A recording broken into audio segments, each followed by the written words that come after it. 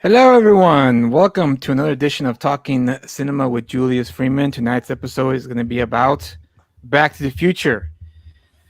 Oh, what's the lyric? Hey, I had a lyric and I messed up. I messed up big time. We're going to go back in time? Take me away. I don't mind. But you got to promise me I'll be back in time. Well played. Well played. Okay. Yeah, so it took me years before I understood the double meaning of that, which was pretty sad on my part. I was like, oh, back in time and back in time. Oh, I get it. Yeah. That's right, guys. Tonight we're doing... Oh, there you go. Back to the Future. We're talking about the trilogy. I've been given the honor of hosting because Back to the Future Trilogy, along with Lawrence of Arabia, are my 4 favorite films of all time. We'll be doing a Lawrence of Arabia episode some other time. But for now, we're going to focus on this. Yeah.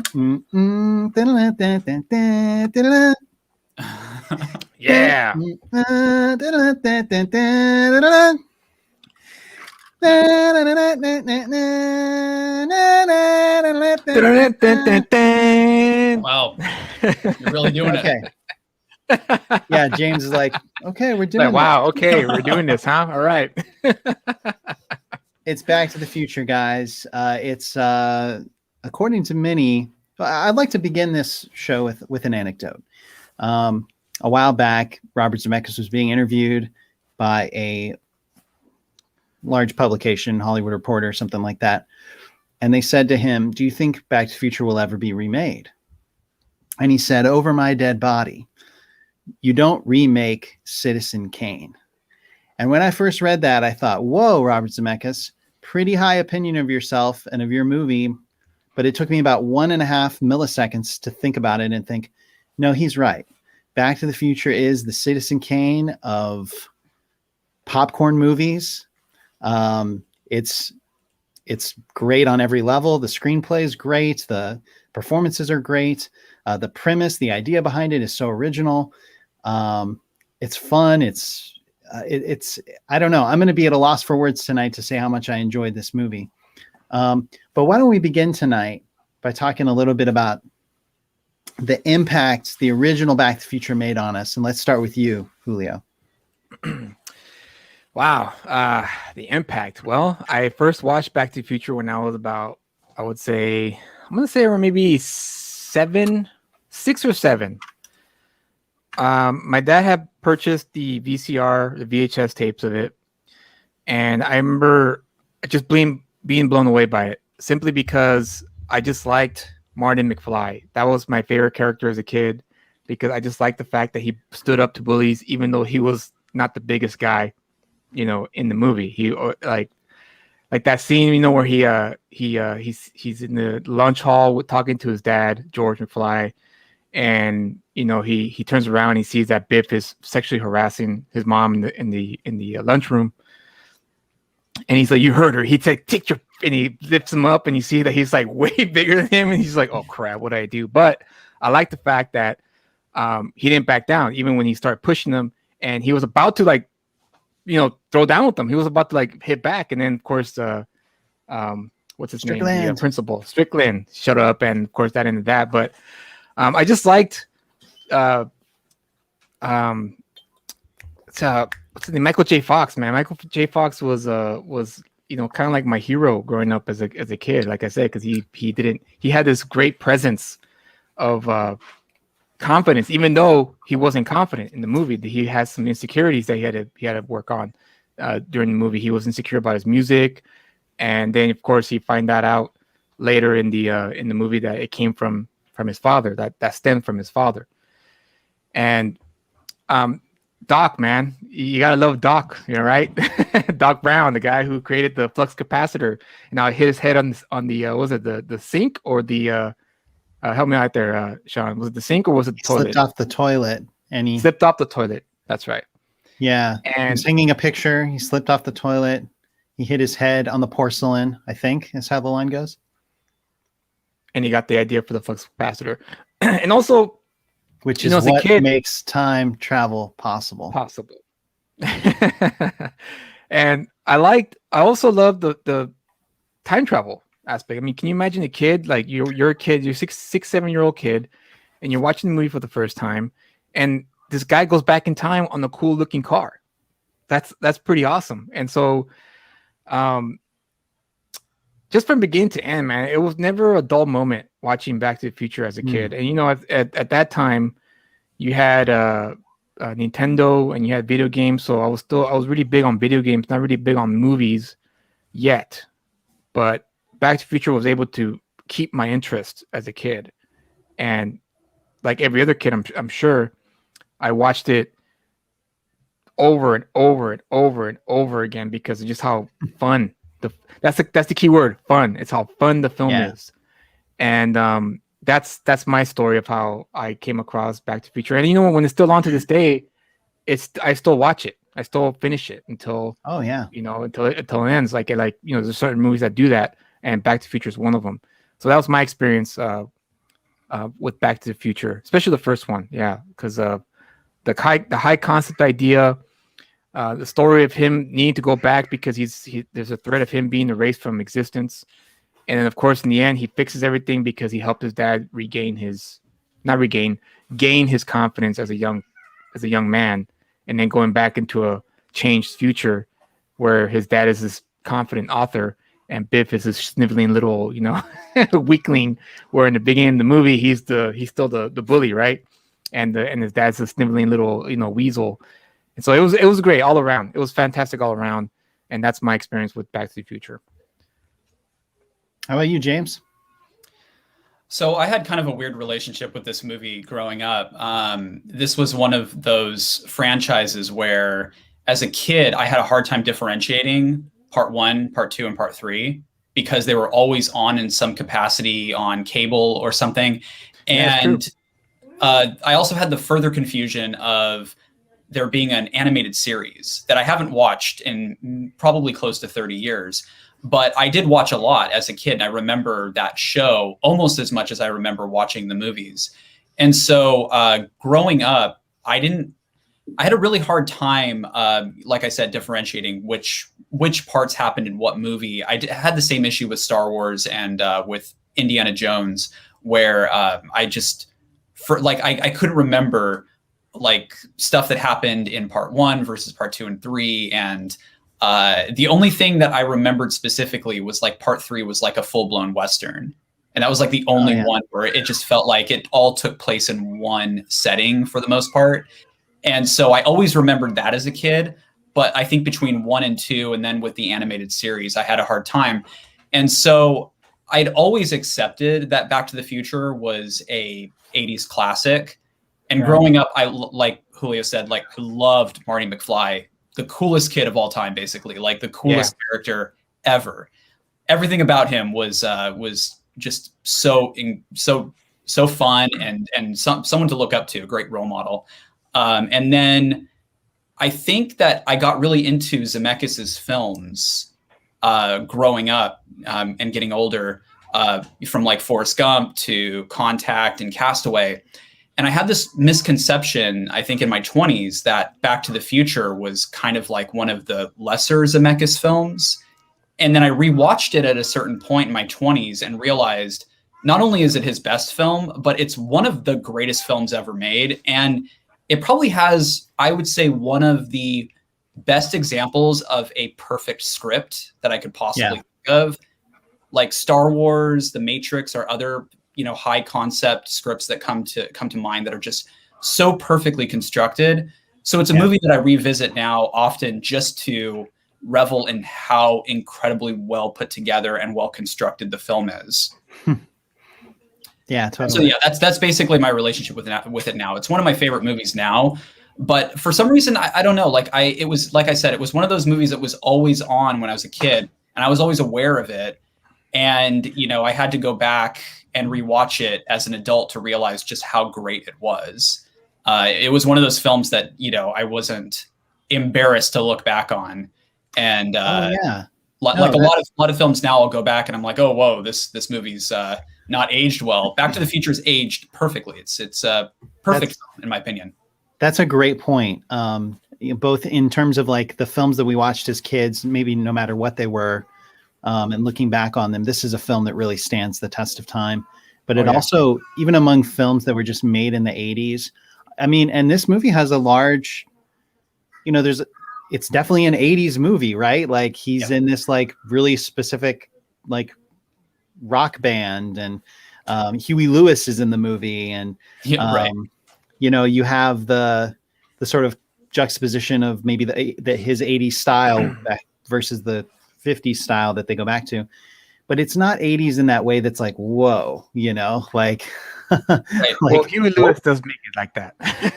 his music especially, for me anyway. I look back on the movie and I still love the movie, like I said, but when I listen to, you know, that's the power of love, you know, it's like, oh, 80s right there. It's total 80s cheese. I maybe it's I might have blinders on a little bit too, because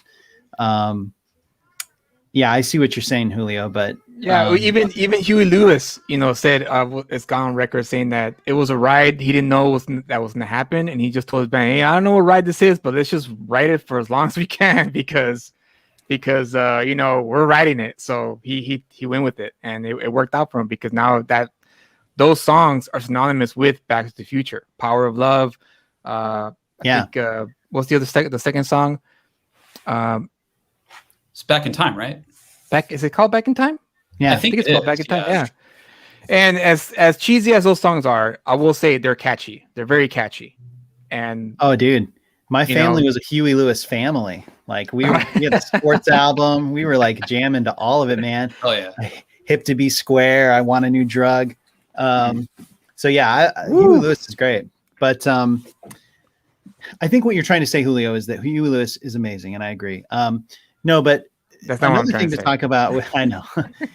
Another thing about this movie, and you mentioned Huey Lewis's music, the score by Alan Silvestri. So let's talk about the first movie and dig in first with the score. I heard an anecdote that because Zemeckis, he wanted to make this a very high concept movie, but it wasn't necessarily for the time like the biggest budget movie, right? But he wanted the feel of the movie to be very big and grandiose, very epic. And so he went to Zemeckis and he said, write me the biggest, most grandiose score that you can imagine, because he wanted to increase the feeling of the scale of the movie through the music, through that budget that maybe he didn't have to make it a bigger film, which I think worked perfectly. It worked, yeah. It works perfectly. And I think there's certain things that real talking cinema turns into talking film scores real quick. There's certain things that Alan Silvestri does really well.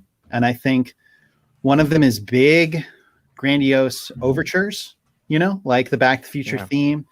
And then another one is like those nice tender moments, like the beginning of Back to the Future 3, when you see the exterior shot of Doc's house and you have that nice melodic, da, da, da, da, you know, all that really tender, like familial sounding music in Back to the Future. And then all the big grandiose stuff, and then the big Western theme of the third one, it like hits Alan Silvestri's sweet spot. And it's obviously his best score, but there's a lot of artisans and craftspeople working on this movie doing their best work. And Alan Silvestri is just one of them. You mentioned being one of Zemeckis' best movies. Yeah, this definitely, all the pieces fell into the right place at the right time for this movie. And definitely Alan Silvestri's score definitely made the movie feel like it was a big deal. And it did, and it was. The story was well written. You know, you had a little bit of a thriller in there, suspense, because you wanted Marty to get back in time to his time. And at the same time, you were cheering him on to help his dad, you know, as a teenager, get over his insecurities and actually become a secure man, which is when he punched Biff in the face after, you know, he attempted to rape his mom in the car, which is like, you know, as the one thing that hasn't aged the best in the movie, but yeah. Yeah, no, of course, you know, as a kid, that goes over your head, but as you get older and you watch it, you realize like, oh my God, dude, Biff was gonna freaking rape her in that freaking car, like, oh my God. And but that's a beautiful thing about the how it's written. It all it goes to plan, but there's things that go wrong as the plan, as the plan progresses, right? Marty's supposed to be doing that, but of course he's nervous because like, dude, this is my mom. This is freaking blowing my mind.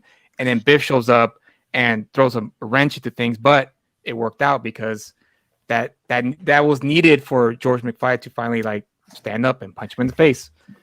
The stakes, you mentioned the scene with Biff and, the dynamic there between him and Lorraine, but like the stakes in this movie are extremely high. I mean, for Marty, it's an existential threat, right? Like he sees the photograph, his brother's disappeared, his hand starts to disappear during the dance. And that's one of the reasons this movie's so unique is like in a normal movie, it'd be like, these people are after me and they're trying to kill me. My life is in danger, but like in this instance, it's like, if I don't do X, Y, Z and fix these things that have gone wrong, like I'm going to cease to exist. And it's not so much that someone's trying to kill him, but that he will cease to exist if he doesn't, fix things. It's weird too that the stakes, they continue to escalate as the film goes on, especially once it leads to the climax of the film. But the premise of the movie is so compelling and it's so fun, and it never loses sight of being fun and being funny. And even though there are those moments where you're like, oh, how is this going to all come together? And it does, it perfectly comes together, but it's always such a blast. Like the minute he goes back to 1955, the minute he runs into his dad and then into his mom, and the way that Zemeckis and Gale have kind of put these little pieces of plot and they've planted these seeds that are going to pay off as the movie goes along. It's such a brilliantly constructed movie. I don't know how they did it. It's like a magic trick. It's incredible. It's beautiful. Why do you keep calling me Calvin? Yeah, that's your name, isn't it? It's written all over your underwear. It's so weird too to think about, that whole dynamic. The whole thing. The whole thing. For a movie that feels so high concept and so mainstream, I feel like if anybody tried to pull that in a modern script, they would get noted to death and they would have to pull out the whole, Freudian incest thing. But yeah. I know, and it works. It works in this instance so well. It worked also because they also had Steven Spielberg to back him up there as a producer of the film, and because they cast the parts so well. Oh yeah, man! We almost had Eric Stoltz. Can you imagine that if we had Eric Stoltz as Marty McFly? That would not have worked. And from the footage that I have seen and from the things that I've read about Eric Stoltz being cast, which I'm not gonna say that Eric Stoltz is a terrible actor. He's not. He's actually a very good actor. But in this instance, it's a prime example, and also a good a lesson to be taught for young filmmakers who are coming up to realize when something is not working, you have to acknowledge it and change and fix it before you move on. And Robert Zemeckis was very smart into seeing dude, this is not working. The dynamic between Doc and Marty is not working with Eric Stoltz, and we need to replace him. We need to get Teen Wolf, Michael J. Fox.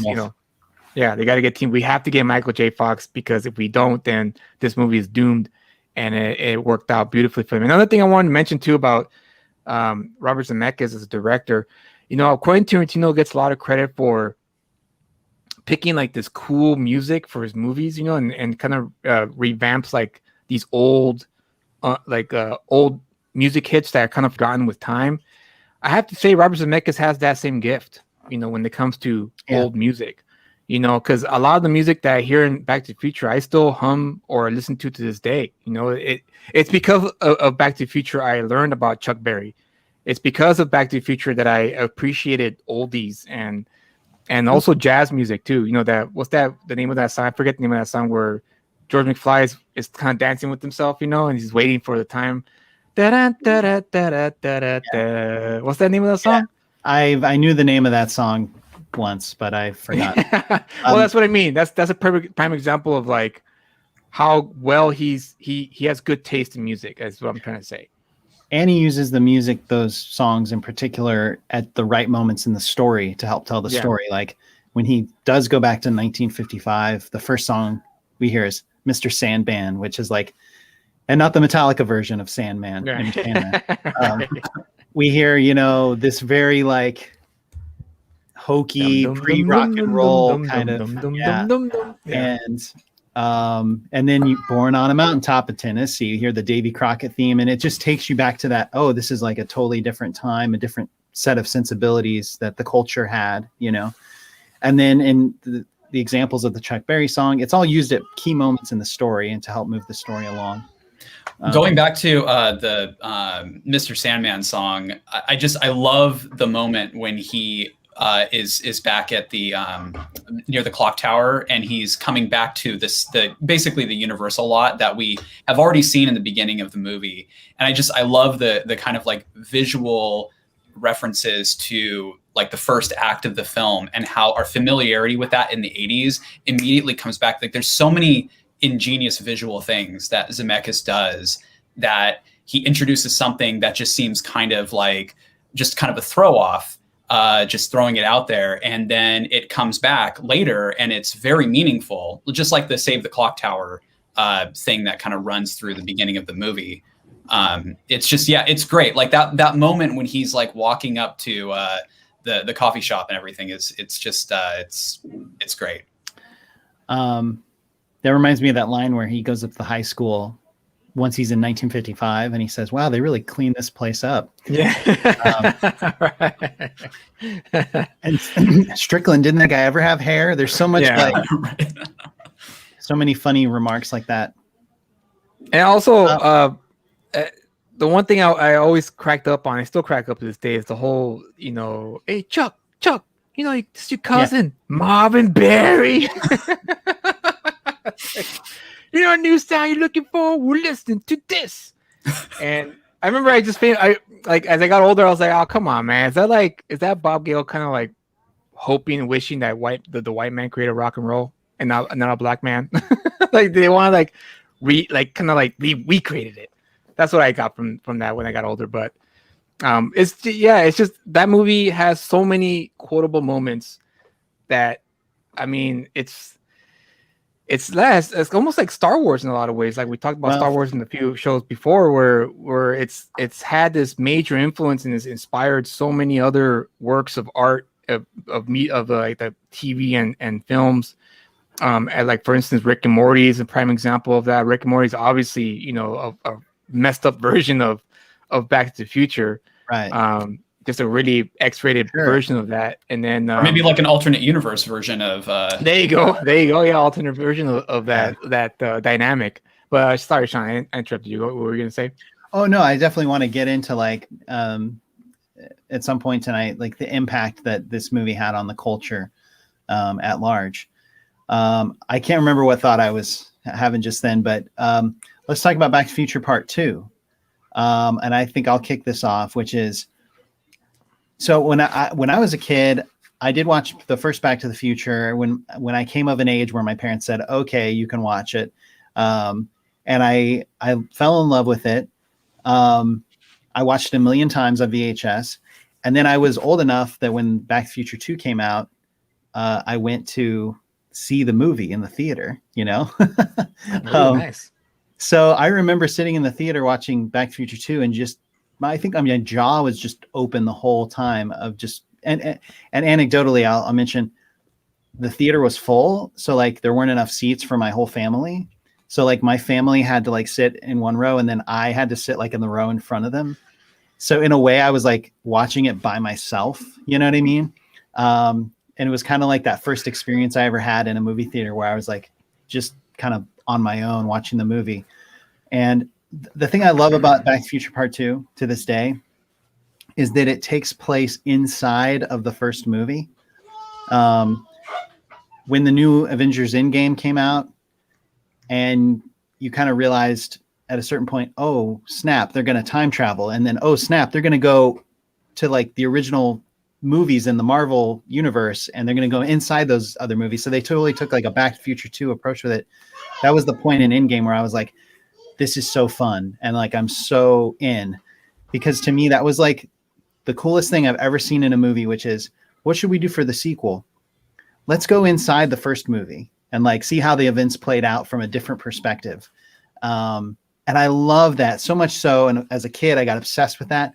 I would go back and watch the first one and try to like see if I could see Marty McFly in the first movie climbing up in the rafters. Or to see if I could see Marty McFly spying on himself from like a car in the parking lot. And of course, like, you know, I realized, no, that's not how movies are made or whatever. Well, you're not the only one, Sean. You're not the only one, because I did the same thing. Yeah, totally. And they do it so well. They recreate those scenes so seamlessly, even to the point of there's a line in the first movie where Marty says, "Geez, you smoke too?" And Lorraine says, "Marty, you're beginning to sound just like my mother." And she says, "You know, when I have kids, I'm going to let them do whatever they want, anything they want, anything at all." Well, in the second movie, as Marty's crawling outside the car, hearing his other self in the car, you hear Marty say, "I'd like to have that in writing." And it's those kind of moments where you're like, wait, is that line in the first movie or in the second movie? And it kind of blurs the reality of the movies for you, or the continuity of the movies. I'll say too, I'm going to throw to you guys in a second. I could talk about this Back to the Future 2 alone for hours and hours and hours. But what I'll say about this movie is that it's Biff's movie, and it's Biff's movie in the best way possible. Tom Wilson plays Biff in 1955, reprising his role as young Biff. In 1985, reprising his role as like meek, timid Biff who runs the car wash or whatever. And then evil Biff, evil 1985 Biff. And it really becomes like, in a way, like he's like the center stage star of that movie. And I think because of that, it's my favorite of the trilogy, because I just love Tom Wilson's performance so much, and I love all the different things he gets to do in that role. And he's so funny. That's the other thing too. Like, wait, did you forget to mention that the future Biff as well? Oh yeah, and Griff, right? Griff, yeah. Oh yeah, Biff's grandson Griff and old Biff. Yeah, so old Biff. Yeah, and then that was the other reason 2 was my favorite, and such an amazing revelation to me was like, they're gonna go to the future. There's flying cars, and like, you know, now the future in that movie is the past. It's 2015, but like, you know, like you can hydrate a pizza from a little disc, and you can there's video calls, and you know, all this different stuff. I don't know, man. That movie's so wild and so imaginative, and it's my favorite of the trilogy, actually. But how did you guys? Or what do you think? Is it the best of the trilogy, second best, third best, James? So the weird thing is, for some reason, I don't remember when I got back into Back to the Future, but I don't know if I had access to the whole trilogy, but it was a while before, from when I was a kid, and I had like mixed up all of the movies to when I finally sat down and watched them as an adult. And I want to say maybe it was within the last 10 years that I sat down and watched the trilogy start to finish. And the weird thing is, I love the first one so much. I love pretty much everything about the film, even its flaws. I don't really care about, because I feel like it's such a like Julio was saying about how the movie does feel dated, like it feels very 1985. I kind of feel like it has to, because it is so like quintessentially 1985. It takes place in 85. It kind of has to be 1985 in the same way that The Matrix. In the way The Matrix is 1999. Like, that movie doesn't ever really age to me, because it takes place in 1999 specifically. But for some reason, when we get to Back to the Future 2, like the vibe and the energy in that movie from the get-go is just completely off to me. And I don't know what it is. Like, there's something about the first act of the movie, and especially like all of the futuristic stuff, where I feel like the humor is off, the dynamics of the characters, the inciting incident, all of it just feels like I don't know. It feels kind of like they're just going through the motions, you know, and there's like a whole lot of product placement, which is kind of cool, but also, you know, it's just, it's very corny. It's not. Elijah Wood makes a cameo. I didn't even notice that. Yeah, as a child was like, you have to use your hands. That's like a baby's toy. Oh, wow. I didn't even notice that. That's crazy. So I cut you off, James. Go ahead. No, but it's so bizarre to me. I was watching it the other day and going through it and thinking that I was going to really enjoy it. And I was just coming off of the high of part one, and I put on part two, and I was really just kind of annoyed by all of the 2015 stuff. Oh, So then it goes back to the 1985 stuff, which is like deeply unpleasant. And it also, the pacing of the movie is just all over the place. Like it's so manic, and I don't know, like it exhausts me watching it. But wow. it's once they go back to 1955 and retrace their steps is where the movie picks up a momentum. And I don't want to spoil getting to part three, but part three is where things get a lot more graceful and leisurely with the plotting and with the storytelling. And I realized that part two is very much an act two. It is really where they have to go and do a bunch of stuff. They got to do a lot of stuff to tie things up here and there and do this, that, and the other thing. And the stakes keep raising until they get to the end of the film, which I think is actually a really interesting cliffhanger to end on. Yeah. And yeah, I think that like the second one plays in deep contrast to the third film. And I don't know, even though it's not a movie that I love, I do appreciate what they're doing. It's very much a second film in a trilogy. Sure. No, you're right. It does serve as a stark contrast, because when we get to the third one, we'll talk about its tone and everything, but it's definitely the most pastoral or pleasant of the three movies. How about you, Julio? Anything James say resonate with you? Yeah, no, he's I agree with most of what he said, because he's right. The first one had this like this innocence to it, with 1985 was the first movie, but the second one, since the first one was such a big hit, now Robert Zemeckis had some leeway. He had some weight to to pull and whatnot, and he was able to do what he wanted to do. And yeah, you're right. It did take a dark tone and a dark turn as well, of how, like, when you went back to the alternate 1985, and Biff, which was Donald Trump 2.0 type of character, head of a casino, or 1.0. Yeah, well, yeah, because he had the hair. I mean, he was obviously Donald Trump, obviously, because it was the epitome of 80s greed. The bikers, the Hill Valley was this terrible place, this huge nasty casino in the middle of it, and there's Biff burning, lighting his cigar with burning bills, and of course it's because of the almanac, and half of me liked it as a kid because of the hovercraft, which was something that I like. Oh, I hope they invent those soon, man, because I really want one of those. So I still to this day hope they invent something like that soon, because I really want one of the like a hovercraft, right? Hoverboard. I'm sorry, hoverboard.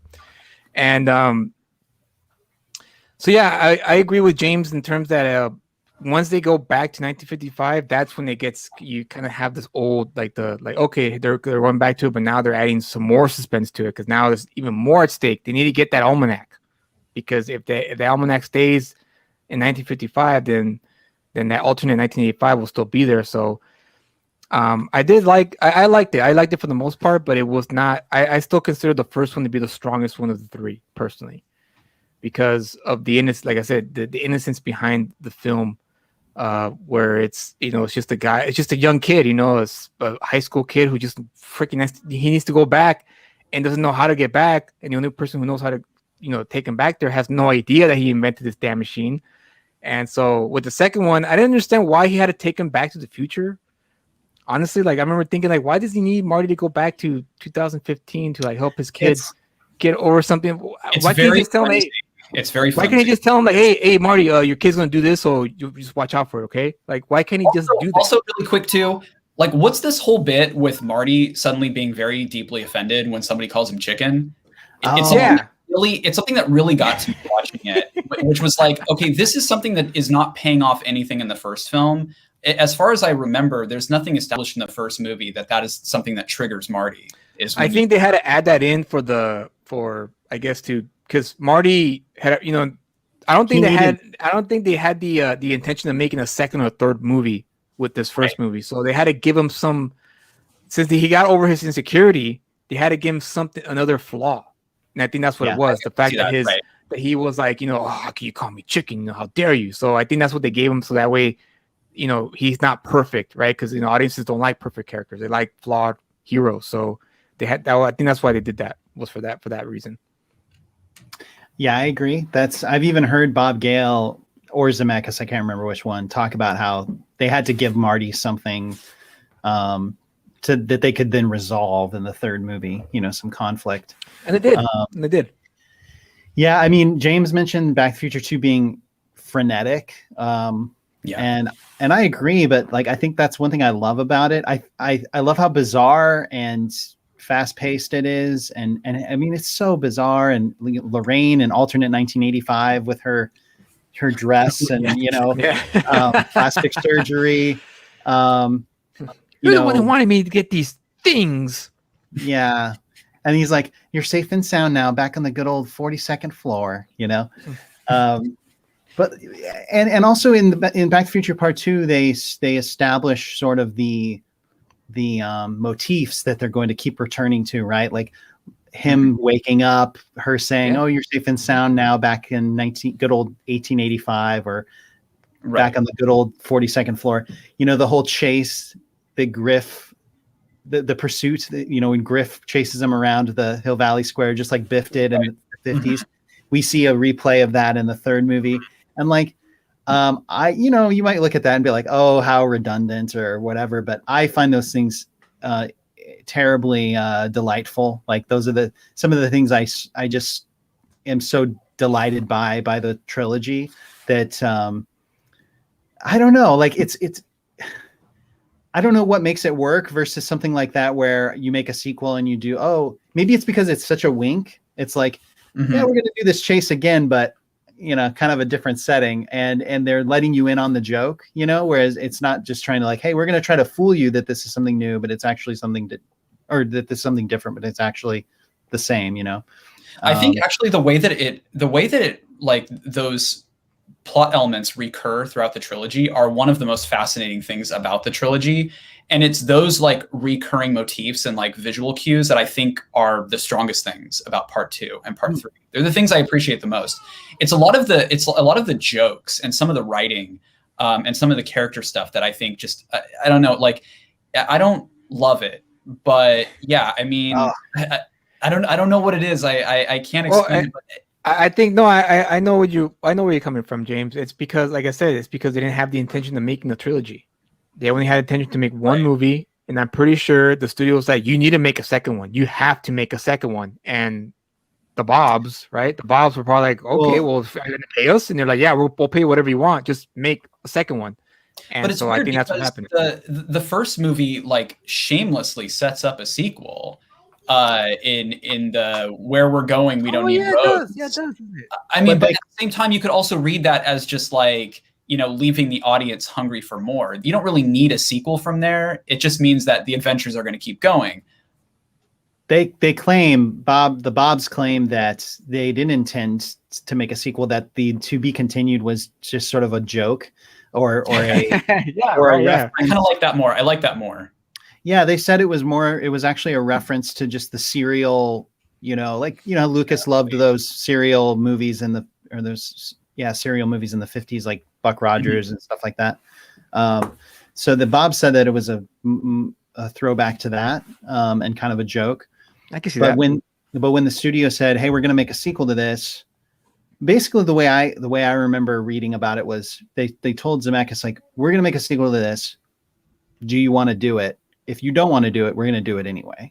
And Bob Zemeckis kind of took that and said, "Well, if you're going to take this and make a sequel with it, like, I'm going to make it." He didn't want somebody else to take it and run with it. He felt like it was and he did it back to back, which was I think the first of its kind. I think. Yeah, and a lot of movies have kind of done that since. But yeah, you're right. Part 2 and Part 3 were filmed consecutively and kind of produced consecutively. The first one came out in 85. Yeah. Second and third came out in 89 and 90. It's funny. Normally James knows this kind of stuff, but because it's Back to the Future, I know some of the background information. I think all of us do, because we. We know what movie he made in between the Back to the Futures, right? One of the great films of all time. Who Framed Roger Rabbit? Exactly. Yeah. He did that. I think that came out in 88. So I believe that was 89 also.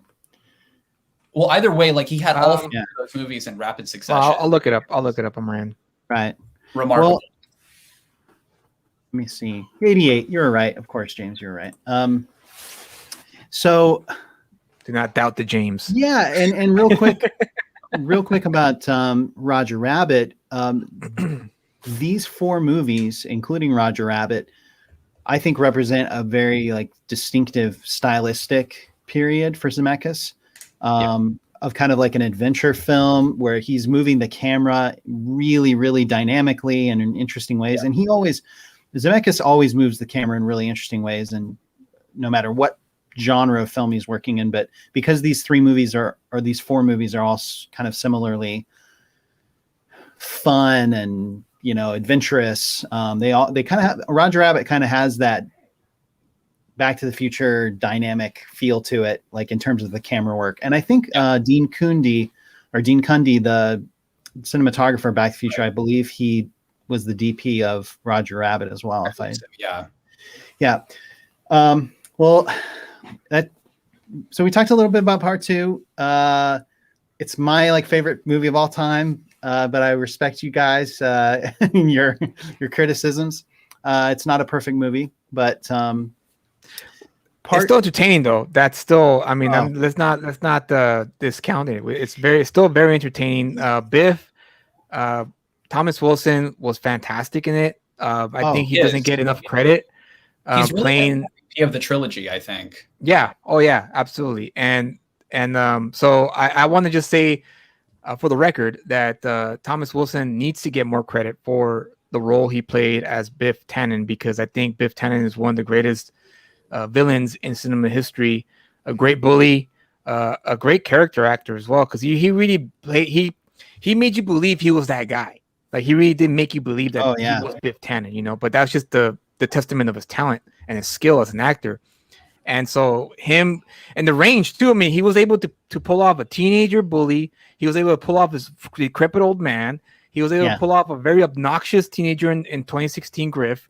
And then he made you believe he was this mogul asshole in as Biff, the mogul Biff Tannen, right? The Donald Trump character. And the 75-year-old version in and he just had this range, man. Like it's just that he doesn't get enough. It's just sad that he doesn't get enough credit, for that role. But the highlight for me, the highlight for Back to the Future was Biff Tannen for sure. All like no doubt about that. And speaking of which, Thomas Wilson plays and acts as both parts in one of the greatest scenes of the trilogy, which is when old Biff brings the almanac back to young Biff. Oh yeah. That's a great scene. And he's like, why don't you make like a tree and get out of here? Just taps him in the head. It's leave, you idiot. Make like a tree and leave. You sound like a damn fool, like you say around. All right then, leave. Yeah, it's brilliant. So Back to the Future 3. Let's move into discussing that. James mentioned it's the most and we both mentioned it's the most kind of pastoral or pleasant movie of the 3. It definitely has it's the most emotionally I don't know how to put it, emotionally tender. It's the sweetest of the 3 films. Yeah, that's exactly right. It's a sweet movie. And also in 3, we kind of get a little bit of a reversal about who the movie's about or what the main story is, because it really becomes about Doc Brown, and it becomes an existential crisis for him, maybe getting killed by Buford Tannen, but then he's able to fall in love, and then he has so much more at stake because of the love story that he has with Clara. And then you have that addition of Mary Steenburgen as a sort of additional member to the cast, and she's a great comedic actor and a beautiful lady. And then you kind of have a reversal there too of like Marty and Doc. Doc falls in love, so he's being a lot more emotional and kind of irrational, and Marty kind of being like, hey, like, we got to get back to where we belong, and we don't belong here, and you have to think with this, you can't think with this. So So it's kind of like an interesting way to see Marty mature too, to like from a teenager to more of like an adult, which is funny because when you stretch the timeline of these 3 movies out, it's like, what do they take place over the course of like a week, you know? Yeah. Right. Yeah. But you see so much. does. Life of Marty McFly. Yeah. I know, like you see so much character growth, you know, in that week. And yeah, so I'll mention a couple random things that come to my mind. One of my favorite bits of the movie is when Marty throws the pie and he goes frisbee far out. Yeah. It's right there in front of him. Yeah, it's right there in front of him. And the guy that tries to sell him the Colt Peacemaker, and he's like, "Where'd you learn to shoot like that?" And he goes, 7-Eleven. Yeah, so a couple of my favorite lines from the movies, but from the movie. But what do you guys think of Back to the Future 3? For me, it's my least favorite for sure. The highlight, because it doesn't feel like a Back to the Future movie. It feels like it feels like a Western film, and I understand why. Because Robert Zemeckis always wanted to make a Western film, and he had his chance with Back to the Future Part 3, which is fine. But it just didn't feel like a Back to the Future movie for me. Up until the train scene, when they were pushing the DeLorean to go, to reach the 88 miles per hour, that's when it felt like a Back to the Future movie for me. But before that, it didn't feel like that at all. And the movie is fine. Don't get me wrong. Like I can still watch it. I still enjoy it. But the aesthetic of it is not. It doesn't sit well with me at all in the film. For me anyway. As the film progressed to the end, up until.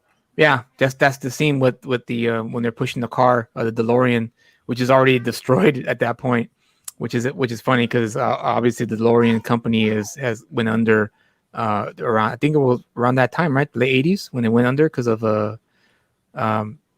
DeLorean embezzling his money and throwing. I thought it had already gone under before Back to the Future came out. Like it was already. Was it? I get my dates crossed with that story, but. Yeah, I did like, of course, Mad Dog Tannen, right? Mad Dog Tannen was the highlight of the film for me. How like he was aggressive and a bully, right? A bully of his time, but still very dumb. Back up, jerk! Strong words. I was like, I love that scene. I like when he calls him egg sucking gutter trash. Yeah, some duded up. Egg sucking gutter trash. What's that writing mean, Nick? Where'd you get them skins? And of course, the scene where he makes him dance and then Marty starts moonwalking and he's like, they're all like, what the hell is this kid doing? And then he, the tobacco, the spit, which was disgusting. But yeah, that's my only I guess complaint about the film. It didn't feel like a Back to the Future movie at all for me until, like I said, until the end. But still enjoyable. But it's my least of the favorite of the three films. Okay. For me, I actually think that I definitely hold 2 and 3 on a lower tier than the first film. But I do like that. In a lot of ways, I feel like the third movie redeems the second one for me because they feel very much of a piece. It does feel kind of like a third act. It also really feels like the movie that Zemeckis wanted to make all along. Like he just kind of like pushed like all that like wacky futuristic stuff into the second movie and all of the crazy plotting and all of the, back and forth and getting through all of that so that he could kind of calm down a little bit and like take in like the Western scenery and really take his time with the story and explore something that neither of the first 2 films really explored before, which is like the kind of the sweetness of Doc and Marty's relationship and their friendship. It was actually like kind of touching in a way.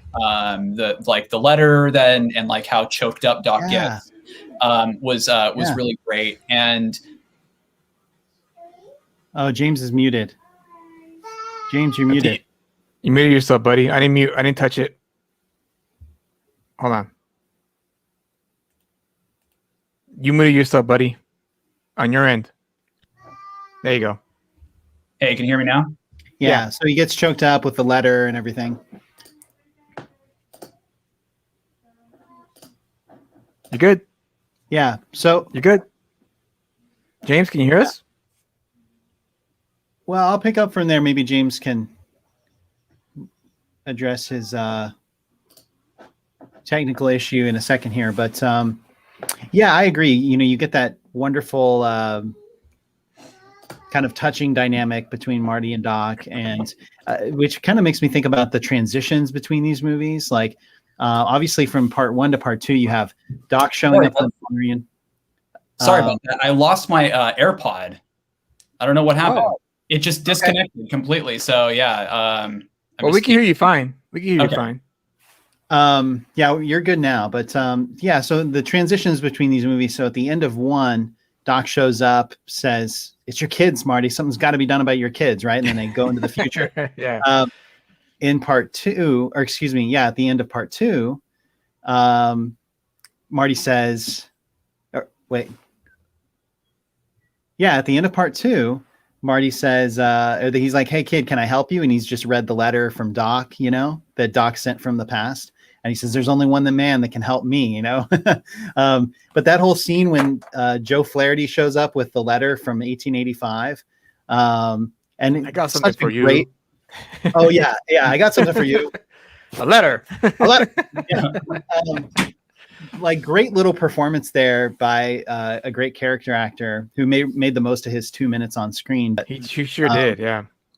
But yeah, so I love those. Those are some of the funniest moments of the movie, especially that, you know, when Marty runs back to Doc and he's just successfully sent Marty back, you know, and he goes, you know, "Doc, Doc, Doc," you know, and he screams and he's like, "I just sent you back to the future." "Yeah, you did. But I'm back." I'm back from the future. Oh man, it's a great cliffhanger. It's like I've always wanted to go. Ever since I was a kid, I wanted to like make a cut of the movie that cut out all the credits and just went like I just want a 6-hour movie, you know, that I can watch with those scenes stitched together expertly. And I still haven't done it. I don't know why, cool. But cool, because it really is like you could watch the whole thing as a 6-hour movie. It's one of the rare sequel trilogies or sequels that takes place exactly the moment the last one left off, which I think is really, really, really cool. I wonder why they haven't tried doing that for like a, you know, for maybe a television broadcast of just like kind of cutting out the scenes, the book ending scenes are like, "Oh, previously on Back to the Future." If you just cut that out, yeah, it could be like one seamless 6-hour movie. That would be awesome. I mean, they did that with I think they did that with the Godfather trilogy, right? I think so, yeah. I think they called it like Godfather Saga or something like that. But I have a question. Why didn't they ever explore how they became friends in the first place? Because I've always wondered about that. Like, how did a 16-year-old, I don't know how old Marty McFly is supposed to be. I'm assuming it's either 16 or 17 years old. Huh? 17. 17? Okay, so 17. How did a 17-year-old kid become friends with a wild-eyed scientist? You know, who you know is Doc Brown, who's, I guess, according to the film lore, has a reputation of being a little wacky. And so I've always wondered about that. I was like, how did Marty McFly become friends with someone like Doc Brown? I've always wondered that. I think doesn't it speak volumes to you about like Marty's character, like the character of his of like his heart, you know, that he's like, and you see that play out throughout the movies. Like, Marty is kind and decent, you know what I mean? Yeah. To everybody. And it's like, well, how did this kid become friends with this old crazy man that like no one wants to talk to? It's like, maybe because like he was the only one in the town who like would give the guy the time of day or take an interest in him, you know? But it's funny you bring that up, because that reminds me of another much less important question, which is, how did all the friends meet? Right. Have you ever heard that? Right. Like, I hate Friends, so I don't care about Friends. Wow. I'm not a big Friends guy myself. I'm much more of a Seinfeld guy, but yeah, like those are two of the biggest questions in fiction about origins of relationships: is how did Marty and Doc meet, and how did the friends meet? Didn't Bob Gale, I think, like give some kind of theory that or some kind of backstory that it was because Marty wanted to use Doc's speaker like he had access to this big speaker, and Marty was this musician, so that's kind of how they met. Oh, okay. That's what I think I heard that somewhere. I don't know. Maybe I'm making it up, but it makes sense. No, that makes sense because that speaker was pretty gnarly, and if I were a guitar player, I would want to connect my guitar to that thing. One of my biggest. Sorry, I was going to say one of my biggest like what ifs with or unanswered questions with this saga is like, did Doc ever like go back to his house and find his blown out speaker and be like, Marty? Well, maybe. You do kind of get a sense at the beginning of part one, like of the mutual benefits that they receive from this relationship, right? Like that Marty gets to go use the big speaker, and then Doc has somebody like come and film him for his experiments. Right. Yeah, so I want to do a little segment here, guys, called Woulda, Shoulda, Coulda. And I've got two woulda, shoulda, couldas. In other words, things I regret about the Back to the Future series. But in my case, because I don't regret anything about the films themselves, I'm going to say things I regret about the way people react to the Back to the Future movies. The first one is something Julio mentioned, which is Tom Wilson doesn't get enough credit as in the role of Biff. He is one of the greatest villains of all time. And when the AFI was doing their top 100 lists, and it was still kind of like a thing, they made a top 100 movie villains list. And guess who was not even on the list? Biff Tannen was not even on the list. And that, to me, criminal. like, Criminal. I don't know if I can ever trust anything AFI says again if you're not willing to put Biff Tannen on the top villains list. And the other thing I'm going to say real quick. Oh, go ahead. Hold on. Ferris Jabbar says Tom Wilson is one of the most down-to-earth people you'll ever meet. And yes, I've never met the man, but from what I've heard, from what I've seen, yes, it sounds like he is a very down-to-earth dude, but also hates it when people ask him questions about Back to the Future. He's actually a YouTuber. He doesn't hate it to the point where he's mean to you. He just at this point just so over it. I believe you mentioned that to me, Sean, a couple of months ago about how he has a little index business card where he hands it to fans who ask him questions about the movie, and it's all the answers to their questions that he's had asked to him for 20 years. Poor guy. I'll go ahead, Sean. I'm gonna find something for you guys. Let's see if he's had. I think I've observed him over the years. I do think he's had a complex relationship with his role in these movies, but I have noticed in the past few years he's been more participatory in like panels, especially things regarding Michael J. Fox's charity. If they do like Q&As or events or something like that. Tom Wilson has been appearing in those things more often than he has in the past. But yes, go ahead. Yeah, here we go, real quick.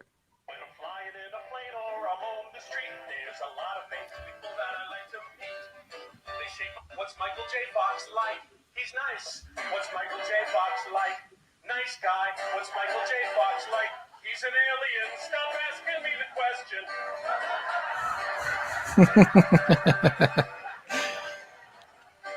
I went to the bar mitzvah of my nephew Josh. Now I'm not Jewish, but I like to nosh. Put on my yarmulke, started to pray. When the rabbi leaned over and I heard him say, "Hey, was that real manure?" "No, it wasn't." "Was that real manure?"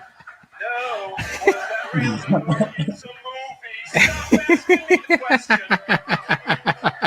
Can we take your picture? Come on, look me. Would you call my friend a butthead on his answering machine? Hey, questions, just fill my head.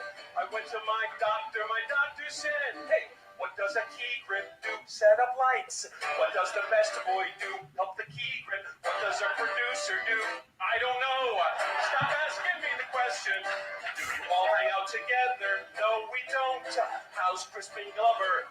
"Never talk to him." "To the future for not happening." Stop asking me the question. Hey, who's the nicest famous guy you know? Adam Sandler. Who is the biggest jerk? Gary Busey. How much money do you make? More than you do. So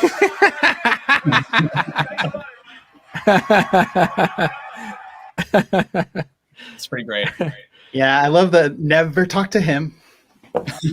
Oh, that's another thing we forgot to talk about. Crispin Glover, like he actually played a great George McFly, and it was sad that he had this little falling out with the Bobs, and they didn't ask him to come back for the second or the third movie because I thought he did a phenomenal job as George McFly as well. I forgot to mention that when we talked about the first film. Oh yeah. He also had a lot of range. You know, the middle-aged dad watching the rerun. You know, and what I love so much about his performance is every decision he makes as an actor is like, what is the most bizarre way that I could play this scene, and he goes with that. It's just and it worked. Choices for a huge mainstream movie and it worked. It worked beautifully in the movie, and I just love. I also love the fact that he portrayed himself almost like Marty in the beginning of the movie. You know, when he's writing the stories, you know how he's like, oh, science fiction stories, and he talked about how he's afraid people might not like it, and he's like, I guess you wouldn't understand. And of course, Marty was like, yeah, I actually do understand because I'm like, you're my dad, like I'm exactly like you, insecure. But I forgot to mention that. About the first film, the Crispin Glover's performance, and it's just a shame that he had whatever the falling out was. I don't know what it was. I don't know the details of it. But I just wish they didn't have that because I would have loved to have seen him in the second and third movie, especially in the end of the third movie when he's finally back, 1985, and things can go back to normal in his life. But let's go back to your segment, Sean. Oh no, that that's you okay. want to cover. Oh, I was just saying, so that was one of my regrets. My other regret, it comes from the movie Avengers Endgame, which is one of the funniest jokes in the movie, which is when he says, are you telling me your plan to save the universe is based on Back to the Future? And Paul Rudd's character says, oh, no, of course not. But I would have loved it if he'd said, no, it's based on Back to the Future Part 2. It's like, that's that would have really been great. Yeah. That's the premise of Avengers Endgame, or basically I think the inspiration of Avengers Endgame is like, it's not necessarily a riff on Back to the Future. It's a riff on, or not a riff. A riff's the wrong word. A tip of the hat. I would say homage. Yeah. I would say homage. Yeah, tip of the hat, but it's a tip of the hat Back to the Future Part 2 in that idea of like, we're going to go inside the original movies. But I still love the joke. But anything you guys can think of, like things you wish were different about the movies or about the way the culture receives the movies? For me, no. I actually think they're perfect movies the way they are. They're a testament to their time, and they're timeless as well because they have a universal element to them. You know, my niece, she got exposed to Back to the Future when she was, I'll say about maybe 10 or 11. And like me, and I'm sure like everyone else our age, in our generation, she watched the movie over and over and over again. Every time I come home from work, she was there watching part 1 or part 2, or she didn't really like part 3. Actually, she only liked part 1 and part 2 because she like me, it didn't have the aesthetic of Back to the Future Part 1, which is why she didn't like it too much. But yeah, part 1 and part 2 was what she watched over and over again. And her and I will quote the movie every chance we got when she was into it. So honestly, there's no like they're perfect the way they are. I hope they never remake it. I hope and if they do, I hope they stick with the script because you never know with these studios nowadays, man. They're trying to squeeze everything out, but I hope they don't. I hope they never do remake these movies because, like I said, they're perfect as they are. And Bob Zemeckis is right. You don't remake Citizen Kane. Yeah, you don't do that. You don't remake the bad movies. Don't remake the good movies. Remake the bad ones. Like The Thing, like John Carpenter, that was great because the first thing was okay. The 1950, I forgot what year it was released, but when he made it, it was like fantastic. Invasion of the Body Snatchers, the same thing. It was a mediocre B movie, but when they remade it in the 70s with Donald Sutherland, fantastic. So if you're gonna remake anything, Hollywood, if you ever listen to this, remake the bad movies, the movies that were terrible, the movies that have potential. I'm sure you guys have seen movies like that, right? Where the potential, the premise is great, but the execution was terrible. So if you could find a movie that had potential and remake it, great. It's like Inglourious Bastards, right? I know Tarantino kind of remake. It's like it's not remake, but it is a remake. Inglourious Bastards, right? James, since you're a Tarantino fan, just lifted the title, and there's, I think, some like similarities and some references here and there to the original. I've never seen it, but it's supposed to be kind of one of those like schlocky, forgotten, old okay. movies. See, like that. So that's idea. great. Like remake those kind of movies, the forgotten B movies that maybe have gotten a cult following. Like for instance, I would love if they remade They Live, because They Live was a good movie, but Oh, the what budget I've was always not that great. Yeah. Huh? You know what I've always wanted to see them remake is there's a 50s movie called Them. It's about giant ants that Yeah. infest That'd be Los great. Angeles. It's a really cool movie, but it'd be such a cool movie to remake. Yeah. So to sum up, I don't think Back to the Future there's anything wrong with that. I think they're perfect movies as they are. It'd be weird to try to remake Back to the Future because it's a movie that wasn't based on anything. It completely came from the brain of Zemeckis and Gale. It'd be like wanting to remake Pulp Fiction or Citizen Kane for that matter. Like, this isn't based on other material, and it really kind of ushered in a different way of telling a story that was very ahead of its time and very different from pretty much anything that had come before. Which is why I think it's aged so well.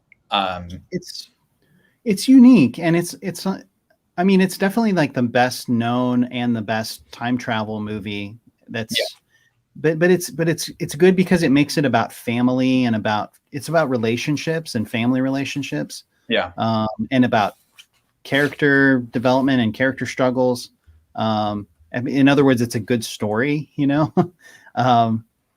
is. I guess it's really incredible message to it as well. I think just this idea of Marty going back in time and teaching his dad how to stick up for himself, and how that just changes the course of their entire lives and the generations going forward. Just that one little. Yeah, isn't it funny? Yeah, that one punch, that one, like you said, the confidence boost. Yeah, it like raised their social economic status as well. Yeah, I noticed that. Like, it went from like kind of lower to middle class to like up, almost like middle upper class. The interior of the house, the older brother wearing a suit to the office, the sister being like one of the most desired girls, like she has like multiple boyfriends, and then of course the parents who are all like, like almost like waspy elites, almost a little bit. Yeah. I've heard them remark on that too. How making that movie in the mid '80s and kind of ending the movie with like, oh, now Marty has a cool truck and the family's kind of rich, like. And Bob kind of remarking like, yeah, maybe not such a noble ending now that we're out of the 80s and we kind of see the materialistic culture of the 80s, but no, I think it still works, Julio, to your point. Like, oh yeah. And it's honestly, it's made me think about my own life too. I think there's all these moments in your life where you're like, well, if I just said this one thing different, or if I'd taken this, if I'd not been a complete idiot with that girl I liked in college. Yeah. Right. 10 kids by now, happily married. Yeah, exactly. And see, and I think that's the reason why that movie still holds up to this day, is because almost everyone has that, like, oh man, if only I had said this, it would have been great if I had done it, So I think that's why it still holds water in terms of like, I think it's gonna be a classic forever. It doesn't matter how, it could be 50, 100 years old, and at that point, people still love the movie. Yeah, for sure. Right. I mean, how old is it now? 35 years old, and 35 years old, and people are still talking about it. People, like I said, Rick and Morty is based off the two characters. They, Avengers Endgame had the Back to the Future, homage there, and so it's it's like subsequent movies like Bill and Ted's Excellent Adventure and the Bill and Ted series kind of owes a lot to Back to the Future, I think. There you go. No, absolutely, it does. Just how iconic the DeLorean is, how iconic it remains, and what it represents. It's like the Millennium Falcon in terms of just like how immediately recognizable it is. And I love how like just quintessentially 80s that car looks. Oh, yeah. But still so cool. Like it has that kind of like, like clunky, analog look to it. That's just really cool. Like I love the part where he's Yeah. like, "Oh, if you want to go to the birth of Christ," and it's like 12:25:000. Yeah.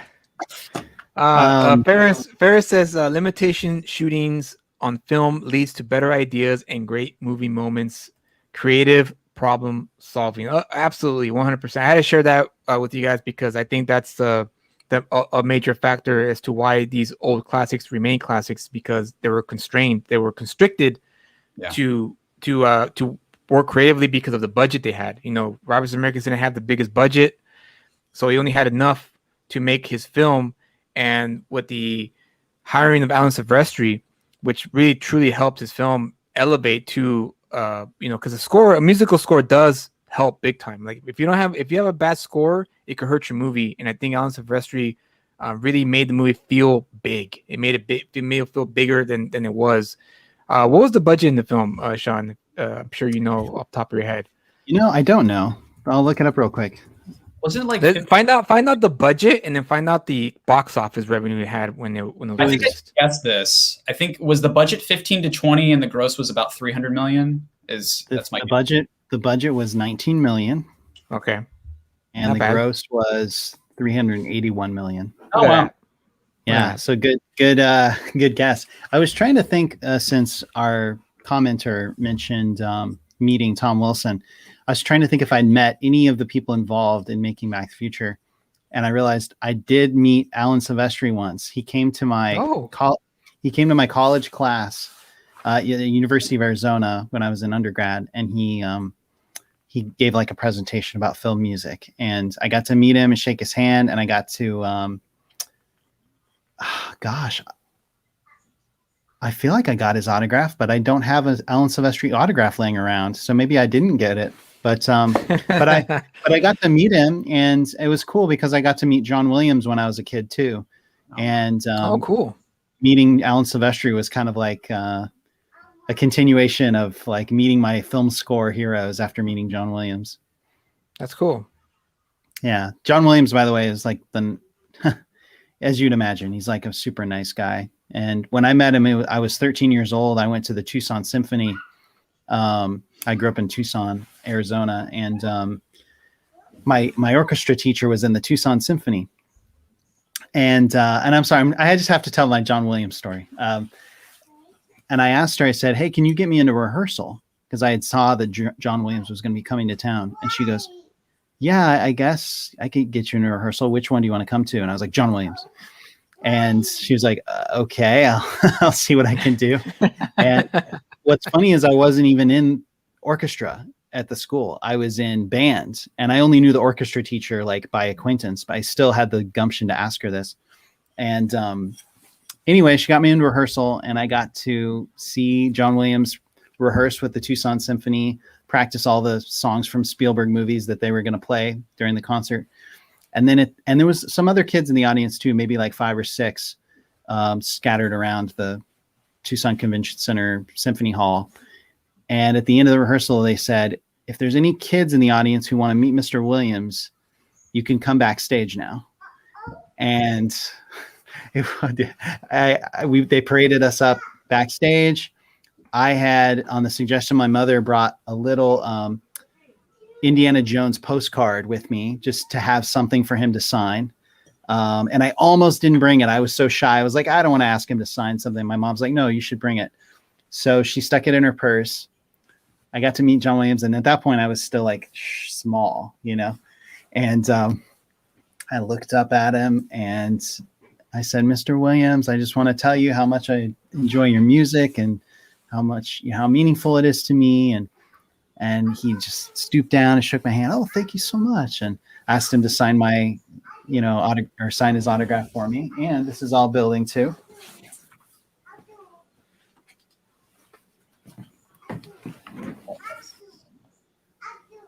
The money shot. That's Wow. that's my John Williams autograph. And years later, I was in LA at a concert and I saw John Williams. It was like before the concert started. It was like in this church. It wasn't a concert hall or something, but it was like a chamber music concert. And I saw the shape of this guy's back of his head and everything. And I immediately was like, that's John Williams. Because like, who in the world can you recognize just from seeing the back of their head? A conductor, right? I knew immediately it was him. And I was like, I turned to the usher. I said, is it John Williams? He goes, yeah, he comes here all the time. He comes to these concerts all the time. And like the little kid I tapped him on the shoulder. I basically said the exact same thing to him again. And actually I told him, I said, when I was 13 years old, I met you and you made a great impact on me. And you were so kind to me. I just want to thank you again, you know? And what did he say? He said, oh, that's so kind of you. Thank you. That same exact thing he said when I was a kid. But yeah, so anyway, I got to meet Alan Silvestri and had a similar experience with him when I was 19 years old or 20 years old, which is great. Awesome. That's really great. cool. Yeah. But I digress. We did our woulda, shoulda, coulda. Anything you guys would like to add before we? I want to share some Joseph McCorkle's comment here, where he says 19 million is a steal for how much of an impact that film had on pulp culture, and absolutely right. It was also a movie that, from my understanding, no studio really wanted to make. It was Steven Spielberg that really backed it, and that's how the movie happened. And even then, I think they were really skimping out on how much money they were willing to give. Was it because of the incest storyline? Probably. No. Apparently, the story goes that Zemeckis had kind of a rough go in the beginning of his career. Like, he made some solid... Oh, yeah, he had bombs. Yeah, he had box office bombs, right? And Spielberg, I guess, kept... he kept backing them up. Like, these guys... this guy's going to be huge. He's like me. And Back to the Future was the one that finally did it. Right, because he'd made A Hard Day's Night, right? Mm-hmm. And he made... Didn't do well. I Want to Hold Your Hand and Used Cars. Excuse me. I Want to Hold Your Hand. And Used Cars was the other one? Right. Yeah. And then Romancing the Stone was like a solid hit, and that was what got him that's what I think got the green light for Back to the Future, but they still didn't give him an elaborate budget to make it.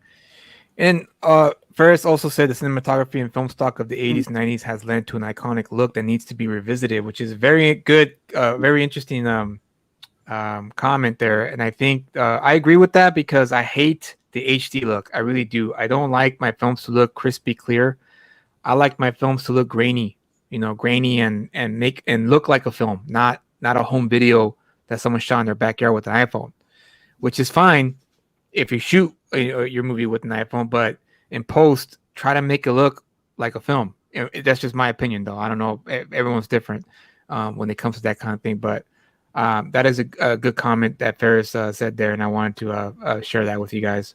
Well, this cinematographer, Dean Cundy, also shot Jurassic Park, and he's really great at sci-fi and genre movies. And he has kind of like a traditional lighting approach. Like, I don't know quite how it's classical. It feels like classic cinema, the way he approaches his lighting. And I admire him a lot. So it sounds like Ferris is a fellow cinematography file like myself. Yeah, it might be. Are you, Ferris? Let us know in the comments if you are. I know Ferris. He's a guy who comes to my channel often when I do live streams about comic books, and he wants to start making his own comic books, and so I've been kind of giving him information as to how he could go about it and how he could build his base and whatnot. So I'm hoping that I get to see some of his work soon, because he sounds like a very promising talent. But I have not seen his work yet, so I have to see how his artwork looks like first before I can say anything else. But yeah, I could tell he's hungry. I could tell he's eager, because he's asking me a bunch of questions. So hopefully we get to see him in the near future. I want to say one more thing about these movies, which we've touched on a little bit, which is they're funny. They're the humor and the comedy of these movies. Wild About 88 says this show rules. Thanks, bro. Yeah, these movies are funny. Like, you watch the movies today, or like we've been quoting the movies tonight, and they make us laugh. They still make us laugh. I've seen it hundreds of times, and the lines are still funny. We looked at Butthead, it's just like Dork things in the drown. Yeah, well, it's life preserver, It's and Goldie Wilson. I wanted to mention Goldie Wilson. Oh, that's right. We forgot about Goldie Wilson. Yeah, I'm gonna be mayor. Like all the humor in these movies is like evergreen. It never gets dated. The humor in this movies never get dated, and that's Right. really hard to achieve, I think. It is. It's very difficult to, especially nowadays. Now people think comedy should be about dick and fart jokes, when in reality, all it needs to be is just be witty and smart aleck, and that'll be enough, you know. And for me, anyway, in a movie like Back to the Future, because Back to the Future is not really a comedy per se. It's more of a drama, sci-fi, suspense movie, in my opinion. But it has the little sprinkles of comedy throughout the movie, which made it almost complete. But it's funny. I mean, it's It is really funny, yeah. fun. It is. The George McFly stuff and The peeping Tom. It was the peeping Tom.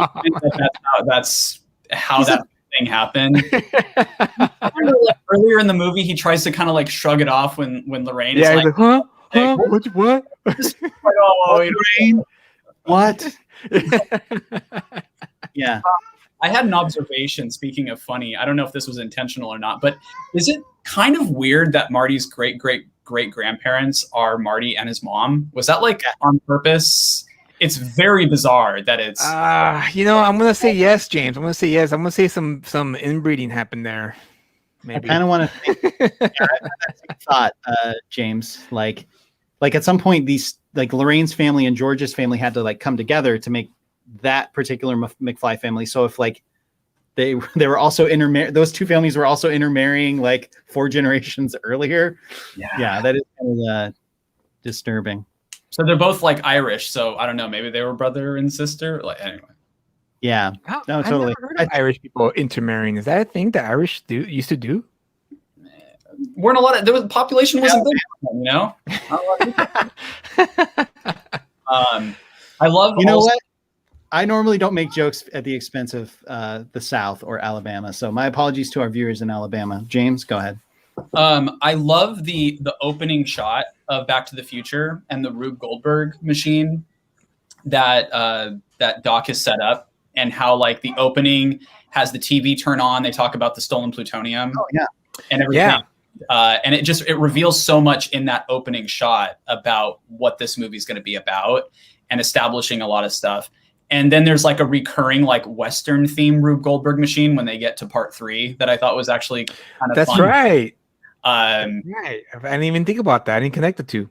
And then also, what was another one? I'm trying to think. Yeah, Doc is like this great inventor who invents like the world's most sophisticated dog can opener or the world's most sophisticated single ice cube maker. Right. I know that Zemeckis and Gale are really big on this idea of never wanting anybody to remake the films or make sequels or anything. And I wondered if when the DeLorean gets destroyed by that plane, like right at the end, if the idea was like, oh, we're going to shatter this thing into a million pieces because like it's not coming back. This is it, you know? And yet you have the train, the new train time machine. Too, so yeah, there's still room for some, you know, for some story there. Ferris says silent cinema filmmaking, show, not tell. That's and I wanted to share that comment because that goes exactly what you were saying earlier, James, about not earlier, but just now about the intro of the film. You know, how it's giving you information, exposition, right? Expositional work where they're informing the viewer what to expect in the movie and the plutonium and all that stuff, so that way they have a good idea, a clear picture as to what's going to happen. Of course, the Libyans. And that, you know, Doc tricked them into, you know, that, I'll build you a nuclear bomb, but he was going to use it for his time machine. And look at that. So Joseph McCorkle, I've seen the films like 10 times each, and you just blew my mind with the Rube Goldberg connection. So there you go, James. You just blew Joseph McCorkle's mind. Oh yeah. Well done. I wanted to point out really quick before my earbud had a malfunction. I love some of like the different movie references that are scattered throughout the movies, and there's a lot of them that are really blatant, and some of them that are a little more subtle. But I like how his they call him Calvin Klein in the first movie, and the third one, the running joke is that he's Clint Eastwood. Oh yeah, wears poncho as the man with no name. Yeah. throughout the film. Yeah. There's also that shot where the camera like goes over the little railway station. Yeah, that's Once Upon a Time in the West. Like from Once Upon a Time in the West. Yeah, yeah. And then he also, when he's wearing the poncho and he's doing the Clint Eastwood thing, he does the "Are you talking to me?" in front of the mirror, like Travis Bickle. Like it's just such a, like, you've got two movie references going on there. It's great. And then of course Doc hanging from the clock tower is a homage to Harold Lloyd hanging from the clock. Which there's a reference to that in that opening shot, right? Isn't there a little Harold Lloyd? Oh, that's right. Yeah, there is. The Harold Lloyd clock in that opening shot. Yeah. Yeah. Obviously, Robert Zemeckis is definitely was a student of the game. Now, as I consider him a grandmaster of the craft of filmmaking, because not many directors have that gift, and that's a sign of a great filmmaker, someone who understands how to tell a story visually, and not just through the dialogue of the actors, but through the camera work, camera movement. That the whole intro of the film tells you everything without even having an actor narrate or anything like that. And that's the key to, for me anyway, of great filmmaking, is when you could tell the audience, show the audience, not tell, as Ferris mentioned in the comment. Right. Zemeckis, every once in a while I'll revisit Castaway, like every 5 years. I think that's one of his other really great best movies. Yeah, I'd agree. I mean, when he loses Wilson. Wilson. Seriously, like there's this funny scene in Bridesmaids where Kristen Wiig's watching that scene and she's like super depressed and eating ice cream and she starts crying when he loses Wilson. But like, I've been there, man. Like that's a powerful moment and it's a powerful movie. And also when Robert Zemeckis returned to live action filmmaking after his prolonged experiment with motion capture,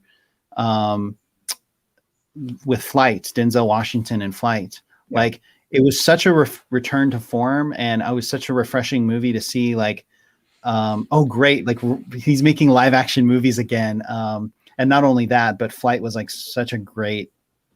I think with Denzel Washington, right? Yeah, he plays an alcoholic airline pilot, a drug addict, alcoholic airline pilot.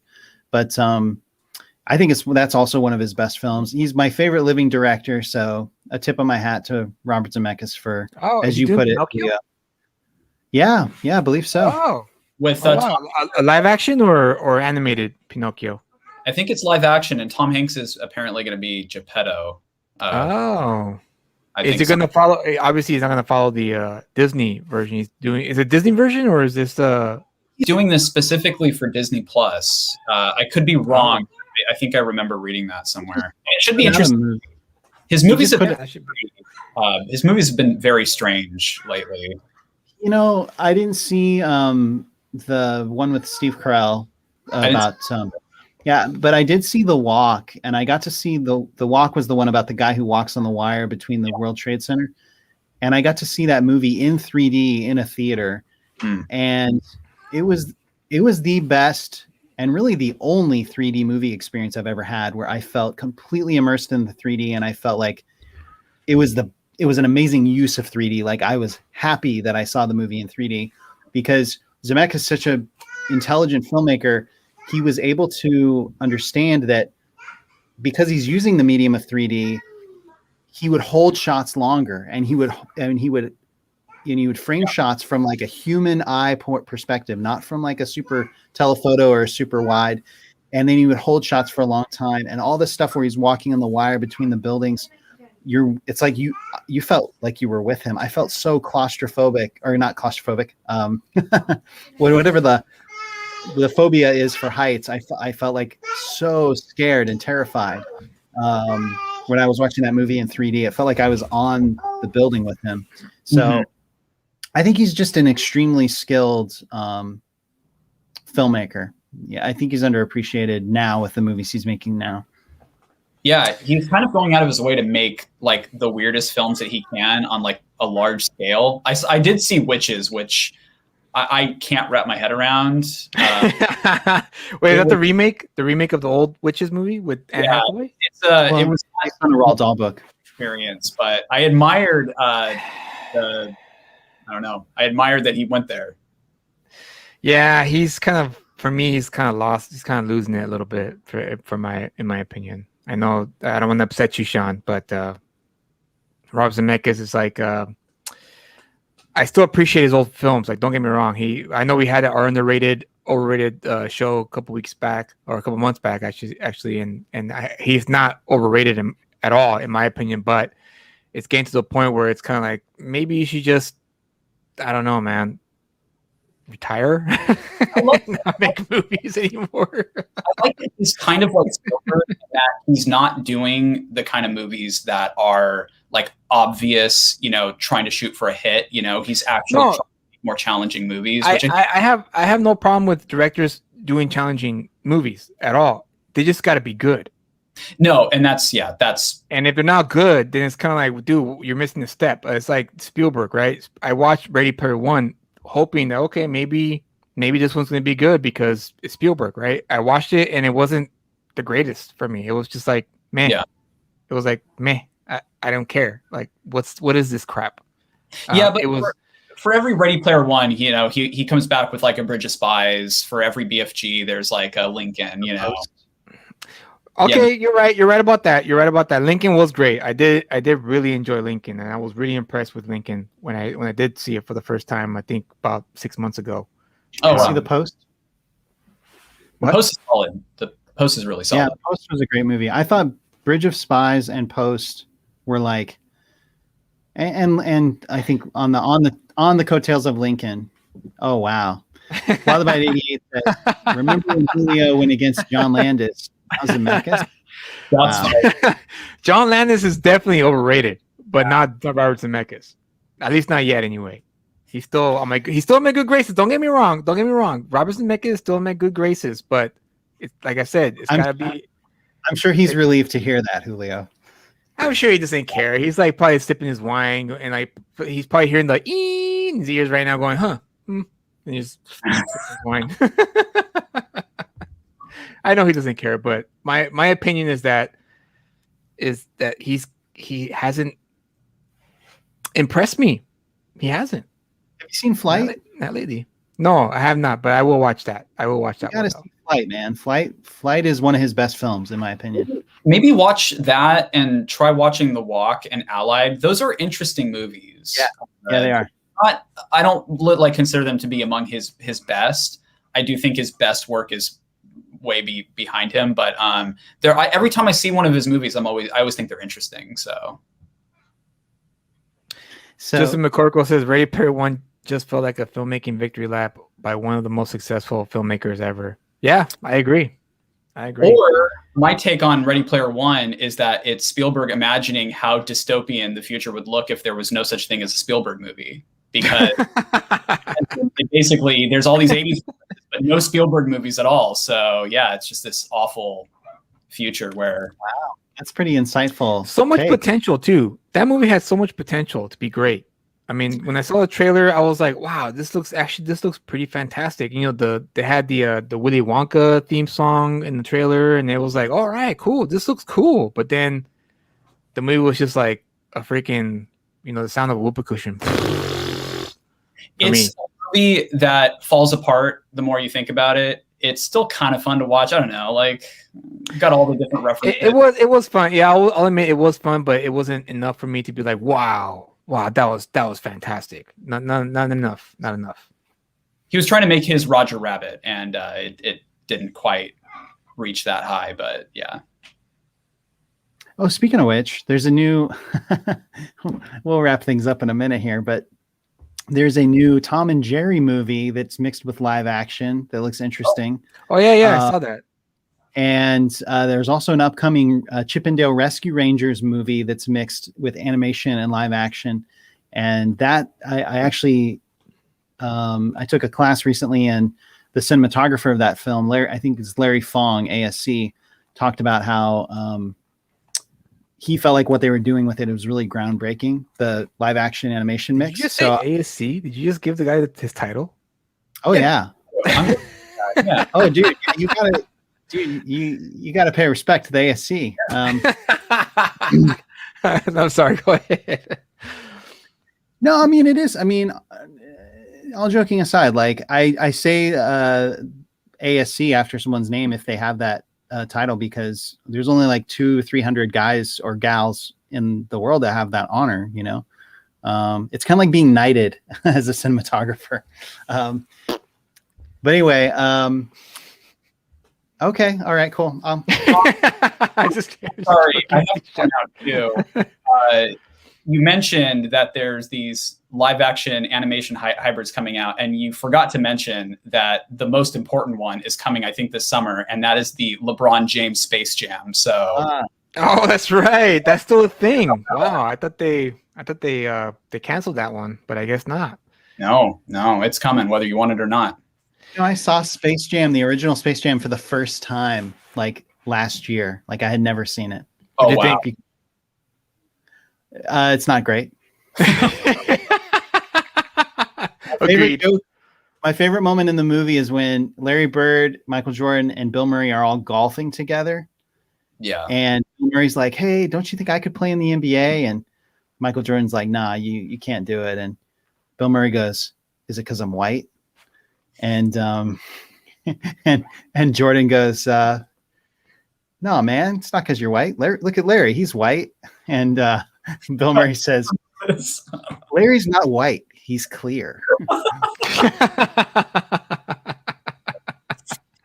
So to me was worth that like 30 seconds.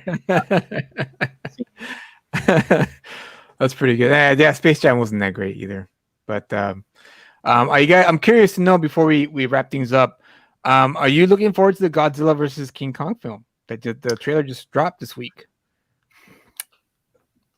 I'll go see it or watch it, whatever the method for delivery is. I will consume it. But I wasn't thrilled with the recent Godzilla movies or with Kong Skull Island. I felt like it's a whole lot of nothing, and I'm afraid that they're going to do the same thing with this. It's going to be an empty 2-hour monster fight. You're one of those guys, aren't you, Sean? I also am not thrilled about. Hey, you know what? I get to be critical about something on this. I'm also not one of those people who, well, when I watched the trailer, it was like it's so drab and everything's so dismal and apocalyptic and the colors are so muted, and I'm just like, no, that's the point. That's the point. Like bright colored monsters in a bright colored world, and you know, why do all these monster movies have to be like, it's so depressing because they're monsters and they're coming to kill all of us? It's like, why can't it be fun? You know, like Jurassic Park is fun. They kill us. That's not fun. Dude, I know. Dude, how can you compare Godzilla to Jurassic Park? Those are two different things. Yeah, they are and they aren't. Jurassic Park was an island where people travel to. This is like a world-ending event, like type of situation here, which is why it's so, depressing and so like, but dude, it's the video game Rampage, and I want the bright colored monkey and the bright colored lizard going at it. I liked the Gareth Edwards Godzilla. I thought that was like a great, spectacular movie. And then what was the last one that came out? I think it was King of the Monsters or something. Gods and Monsters, I think it was. Okay, so in anticipation for that, I went and I watched the King Kong film Skull Island because I hadn't seen it, and that movie was so bad and so offensively just terrible that I hated that movie so much that I just didn't care about anything that came after. Oh my god! I guess I'm the only one who liked it. I'm angry at that movie. So what? That just irritated the shit out of me. I'm sorry. So I have to agree with you, James. Although Larry Fong ASC also shot that movie. The movie looked incredible. The whole movie felt like the director was like nudging me in the ribs saying, "Hey, I've seen Apocalypse Now. I've listened to music from this era." Like it was just right. Yeah, I get you, man. I get you. To me, like when I'm talking about like a fun monster movie, like Pacific Rim was like a fun movie about monsters and robots fighting, and it had like good story structure, and it was interesting. What? Are you serious?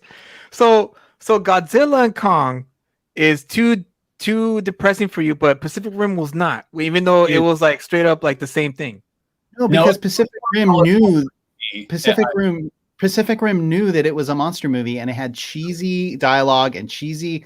It was like, face it, Kiko, we're drift compatible. You know, like lines like that to me were like, this movie is fun and it knows what it is. No, I disagree. I disagree. No, look, don't get me wrong. Pacific Rim was good. I enjoyed Pacific Rim. I don't hate the movie. I thought it was great. Guillermo del Toro should have done the second one. I wish he would have came back for the second one to direct the second one, but I don't know. I don't know yet. I want to agree with James. The Gareth Edwards Godzilla was great. I loved it. I love the fact that it was so it took its time. It didn't really rush into things. It made you anticipate the monster, you know, and then in the end you get the big fight. And this one is just gonna be, I mean, what do you expect? King Kong is King Kong versus Godzilla for Pete's sake.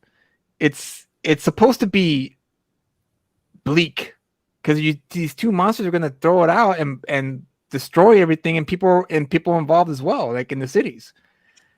And on top of that, what was the thing I was gonna say? Kong Skull Island was fantastic. I actually enjoyed the film. I actually thought it was one of the best Kong movies, and I don't understand why the hate came so hard for this movie. Honestly, I don't. And I get the Apocalypse Now reference. I get that, but you know what? It's a Kong movie. It's not Citizen Kane. It's not Orson Welles. It's not Christopher Nolan. It's a Kong movie. You gotta get something with a Kong movie. It's a product. I think it was all just angry at the way it wasted its cast. Like the cast was great in that Kong Skull Island. It was, yeah, they were absolutely they were. Have anything to do in the movie? Like I don't know. It just not my favorite. I was gonna say, Julio. It's like you said earlier. You're like, yeah, that's fine. Make your weird movie, but make it good. That's kind of what I'm saying. Like, it was good though. It was good. It was good though. That's the thing. It was good. It wasn't bad. We can do a Kong show. We could do a Godzilla show. Yes, we should. We should. When does the if we do any of those things, I have a friend named Phil who's the biggest Godzilla fan on the planet, like literally. And we got to get him on. That would be great. All right, yeah, let's have him on. I don't mind. I don't mind having, because I'm also a Godzilla fan as well. So I'm looking forward to the Kong versus Godzilla. I'm happy that it's coming out. When you say Godzilla fan, are you talking about the Roland Emmerich 19? No, not that crap. No, the Japanese like creation of the Godzilla. I'm a fan of that. Because as a kid, that was my favorite watching as a kid, being this man in a suit destroying miniature cities in the movie. It was great. And fighting other monsters, which was fantastic as well. But we should, we should do a Godzilla. Maybe when it comes out. When does it come out? When does this Godzilla and Kong movie come out? In May or April? I'm not sure. I'll check. Yeah, check, and then we'll do a show. We'll do it around that time. That way, it could be it's fresh. March 31st. Oh wow, right around the corner. Okay. And you guys heard the good that Justice League is coming in mid-March, right? And you guys are big. I can't wait for that movie. I can't wait. I'm excited about it. Yes. Julius Freeman is all about the Snyder Cut. Yes, I am. I know, and don't get me wrong. Zack Snyder is still a very overrated director, but I'm curious to see his vision. I'm a believer of directors having their say, having their vision told, and we didn't get to see that with the Joss Whedon cut. So I'm curious to see what Snyder's going to do with it. I'm not going to say it's going to be a masterpiece. I'm not going to say that because I know it won't be a masterpiece, but I know what I'm getting with Zack Snyder. So I'm excited about it. Did they do any reshoots for that? No. Apparently, from what I've read, they only gave him the budget to finish the film, not do any reshoots. Oh, he did a ton of reshoots. Did he? Yeah, he brought back pretty much the whole cast. Like Jared Leto came back to do some Joker stuff. Like Snyder did? I heard he already shot that though. No. I think I think he's pretty much shooting an entirely new movie. That's my guess. I don't know. No, I don't know. I don't think so. I read that it was they gave him, I don't know how much money it was, but they gave him a budget, but it was to finish. It was to add everything in the after post production, but no reshoots. Apparently that was the deal. No reshoots. But I could be wrong. I could be wrong about that. We'll see. We'll see. And apparently those Jared Leto scenes were already shot. It's just they were going to be in the cutting room floor when the movie came out before he left the project. I think I heard something about they're not going to use any of the footage that's in the Justice League that exists right now, right? The Whedon. Yeah, because most of it was reshot by Whedon. Right. So apparently there was from what I read, it's about, they probably took out maybe I think it was 70% of Zack Snyder's film that they took out, that Joss Whedon took out and just reshot the whole thing. Yeah. Most of it, not all of it. He still used some of it, but not the whole thing. So yeah, I'm excited about it. I don't know about you guys, but I am, because I'm a DC fanboy. That's why. I'm a DC fanboy. I wanted the DCEU to succeed because growing up reading comics, I was more of a DC guy than I was a Marvel Comics guy. Like, don't get me wrong, I still bought Marvel Comics, but my preferred choice was always DC Comics. Superman, Batman, Wonder Woman, not so much Aquaman, but Animal Man, The Question. You know, those characters were always, I identify with those characters more than I did with like the Marvel characters. So I was really hoping that the DCEU would succeed, so that way we could have, you know, the best of both worlds, both Marvel EU and DCEU. But the people over there at Warner Brothers had no idea what they had, and they pretty much, you know, it's almost like they grabbed the crystal ball and they dropped it and broke it, shattered it, and now they can't put it back together, which is sad because I was hoping for a successful DCEU. Classic Humpty Dumpty situation. Yeah, man. Yeah, and you know, they could have just easily followed the formula of Marvel EU. Not so much of what Kevin Feige, you know, had like his approach to the films, but I'm talking about the strategy. Like, let's just take our time. We don't have to catch up. Let's just take our time and just make sure that you know, we educate the audience as to who these characters are, so that way we could create our own universe. You know. That's true. That was missing from the DC movies. It was. They rushed it. They rushed like it in the because catch up with the Marvel cinematic. Yeah, with the Avengers. Yeah. In the Marvel movies, they did educate the audience about who the characters were, and they didn't assume that the audience knew already. Oh, Doctor Strange, I know him. You know, right? It was like they carefully introduced each character.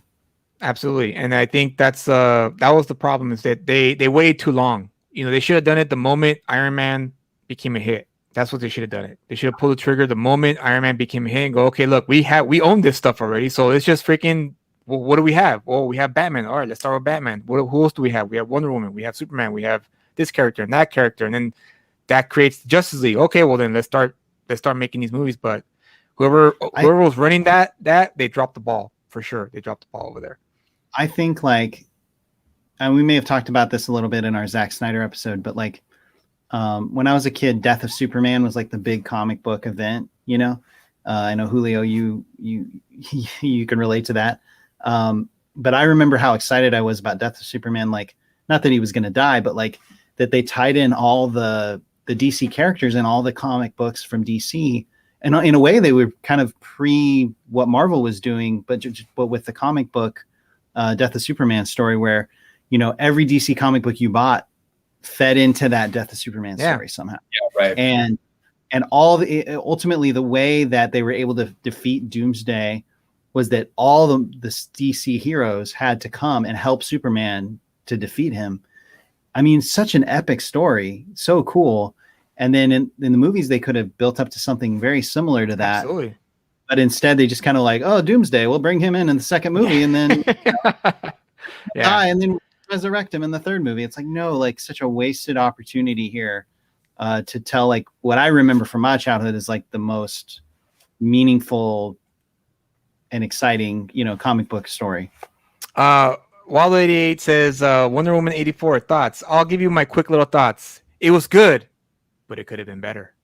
I mean, how can you well, do that? You know? yeah. So I was so thank you about 88. That was a joke I had in my head this whole time. You gave me the opportunity to You know what? to show it off. I thought about that quote a lot watching Back to the Future. Like, I don't know why. Like, especially when he comes back at the end to his truck and the you know, hey, your life is good, but it could be better. I don't know. I thought about the whole like 80s ideology and like how that tied into Wonder Woman 84. But yeah, anyway. Cool. Well, I got to go to the bathroom.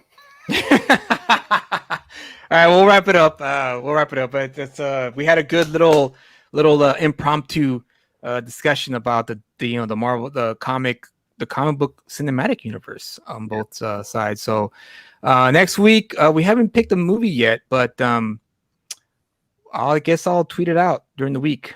We'll discuss it. Yeah, you know what, James? Yeah, Sean, if you want, you could do your thing. We'll still be on the air, so that way you could, if you want.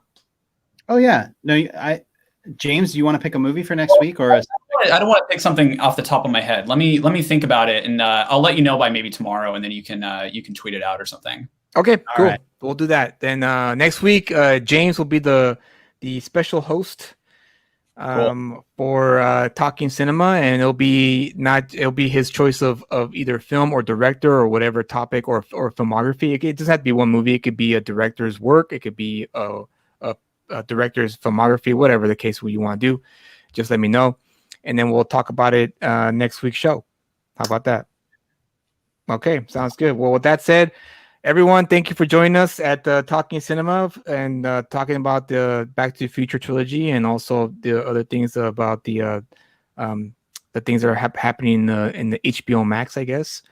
And join us next week as we discuss a surprise that James will pick. Hopefully, it's I'm sure not. Hopefully, I'm sure it's going to be great because James has a great taste for film. So I'm excited to see what he's going to choose and what we're going to talk about. And you guys will definitely benefit from. Yeah, well, you guys who will come next week will benefit from what he chooses because cinema is something that we all love and adore, and we don't want it to go away. And we're trying to preserve as much as possible with this show and learn and kind of spread the knowledge and wisdom to everyone else out there who also loves cinema and not just the corporate owned stuff that's out today. So join us next week and we'll talk more about cinema. So have a good weekend, stay safe, and yeah, good night.